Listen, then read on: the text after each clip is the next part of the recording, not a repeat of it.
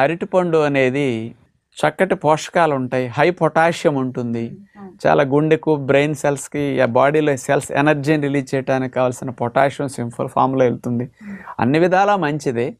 కానీ మనం పండ్లను మానేస్తున్నామంటే ఆరోగ్యానికి చాలా హాని కలుగుతుంది.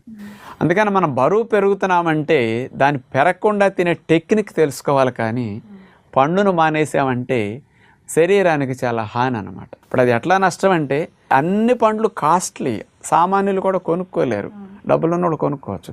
కానీ ఆ మాట విని పాపం పేదవారు కూడా అమ్మ అరటిపళ్ళు తింటే ఎలా అవుతా అని వీళ్ళు కూడా మానేస్తున్నారు.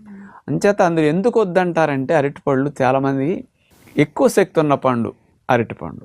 పుచ్చకాయ కర్బూజా తీసుకుంటే 100 గ్రాములు 16 క్యాలరీలే, బొప్పాయి తీసుకుంటే 32 క్యాలరీలు, మామిడి పండు తీసుకుంటే 100 గ్రాములు 74 క్యాలరీలు, అదే అరటిపండు తీసుకుంటే 116 క్యాలరీలు.